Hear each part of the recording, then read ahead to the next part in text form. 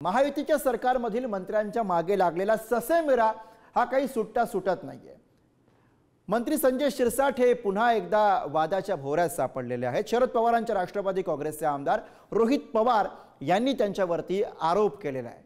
तब्बल 5000 कोटी रुपयांच्या जमीन घोटाळ्यामध्ये शिरसाट सहभागी असल्याचा आरोप हा रोहित पवार यांच्याकडून करण्यात आला आहे। बघूयात या संबंधीचा हा सविस्तर रिपोर्ट। विवलकरांना 5000 कोटीची जमीन तिथे दिली। शिरसाटांना राजीनामा हा त्यांनी दिलाच गेला पाहिजे। सामाजिक न्याय मंत्री संजय शिरसाट पुन्हा एकदा अडचणीमध्ये सापडलेत। 2024 मध्ये सिडकोचे अध्यक्ष असताना संजय शिरसाट यांनी तब्बल 5000 कोटींचा भ्रष्टाचार केल्याचा बॉम्ब टाकत रोहित पवार यांनी खळबळ उडवून दिली आहे। रायगड पट्ट्यातील 150 एकर जमीन बिवलकर कुटुंबाला दिल्याचा दावा रोहित पवार यांनी केलाय।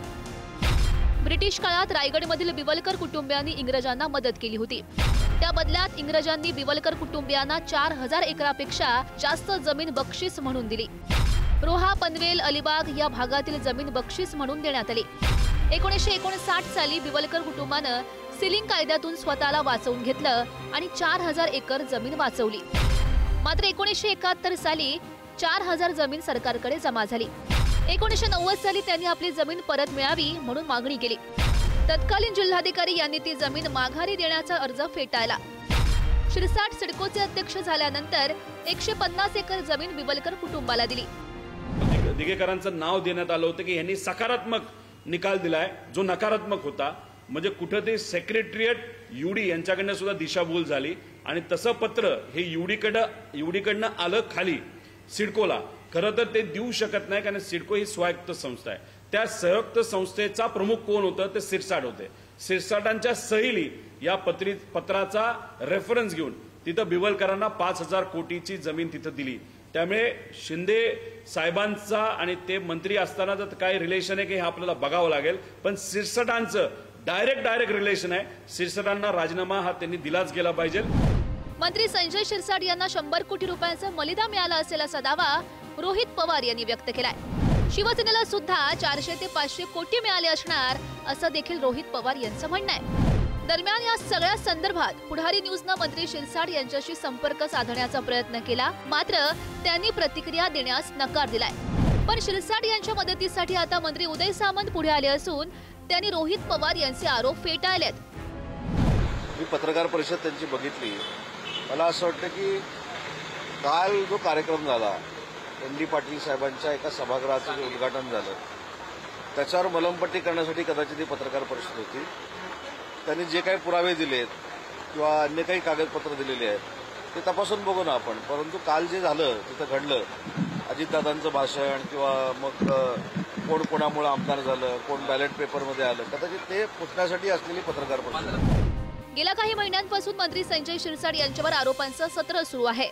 विशेष म्हणजे गेल्या महिन्यात मंत्री संजय शिरसाटांना आयकरची नोटीस आली आहे। 2019च्या तुलनेत 2024 मध्ये इतकी संपत्ती कशी वाढली याचं उत्तर द्या असे आदेश आयकर विभागाने दिलेत। आरोप क्रमांक 1, हॉटेल विट्सच्या लिलावात सर्वाधिक 64 कोटींची बोली। बाजारभावानुसार हॉटेलची किंमत 150 कोटी असल्याचा अंबादास दानवे यांचा दावा। आरोप क्रमांक 2, संभाजीनगरच्या शेंद्रा MIDC मध्ये ट्रक टर्मिनलचं आरक्षण डावलून 5 एकर जागा पत्नी मुलाच्या नावे मंजूर केली। आरोप क्रमांक 3, नाशिकच्या त्र्यंबकेश्वर मध्ये मंत्री संजय शिरसाटांच्या पंचतारांकित हॉटेलचं काम सुरू। आरोप क्रमांक 4, संभाजीनगरमधील साजपूरमध्ये 10 एकर जागा 1 कोटी रुपयात घेतली, बाजारभाव 3 कोटी रुपये एकर। आरोप क्रमांक 5, जालना रोडवर 12000 स्क्वेअर फूट जागा 6 कोटींमध्ये घेतली।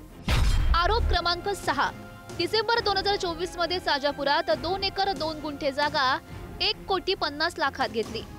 आरोप क्रमांक 7, सप्टेंबर 2024 साजापुरात 2 एकर 16 गुंठे जागा 60 लाख रुपयात घेतली। आरोप क्रमांक 8, साजापुरातील हॉटेलसाठी बेकायदा मुरुमचं उत्खनन केल्याचा आरोप। गेल्या काही दिवसातील प्रकरण बघता मंत्री संजय शिरसाट यांचा पाय आता पुरता खोलात गेलाय।